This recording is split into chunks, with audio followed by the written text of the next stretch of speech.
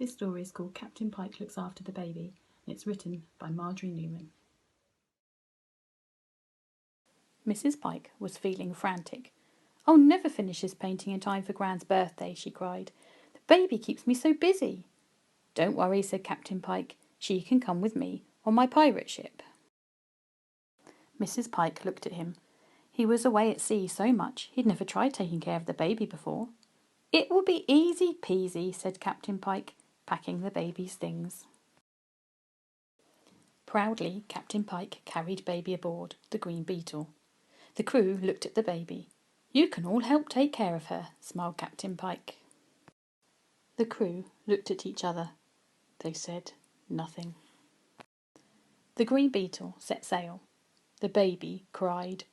"Grimstone," said Captain Pike, "change the baby." "Not me," said Grimstone, holding his nose.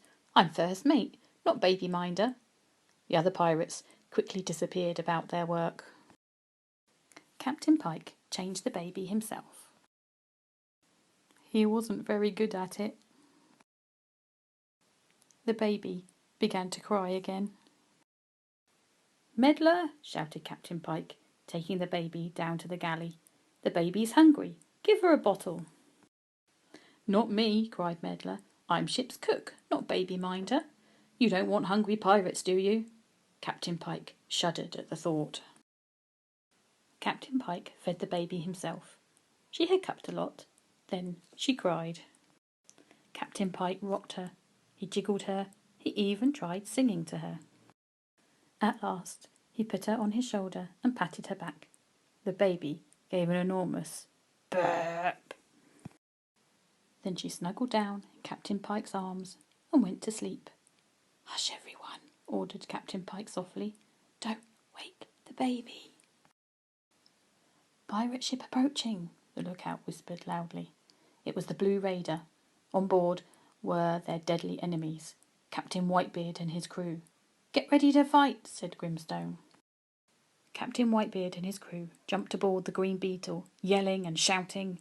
Captain Pike's crew yelled and shouted even more. Captain Pike rushed to his cabin door. "Stop that noise!" he bellowed. "You'll wake the baby!" The pirates froze, and then... "Wah!" "Now you've woken her up yourself," chuckled Captain Whitebeard. After that, there was no more fighting. Captain Whitebeard, who loved children and had 10 of his own, stayed all day. He bathed and changed and fed the baby. He played peepo with her. He sang a lullaby. Captain Pike learned a lot. And the other pirates soon discovered it was much more fun to be friends than to fight all the time. They compared cutlasses, swapped treasure maps, and sang sea shanties, while Meddler brought around lots of delicious food and drink. At last, the Blue Raider sailed away, and Captain Pike set course for a short trip around the islands. He had a busy time doing 2 jobs at once. At the end of the voyage, Captain Pike carried the baby ashore. "How was it?" asked Mrs. Pike. "Easy peasy," said Captain Pike. But then he yawned wearily. Mrs. Pike looked at him. Then she began to laugh. Captain Pike looked at her. He began to laugh too. "Well, maybe it wasn't easy peasy," he spluttered at last, "but I'd do it again any time."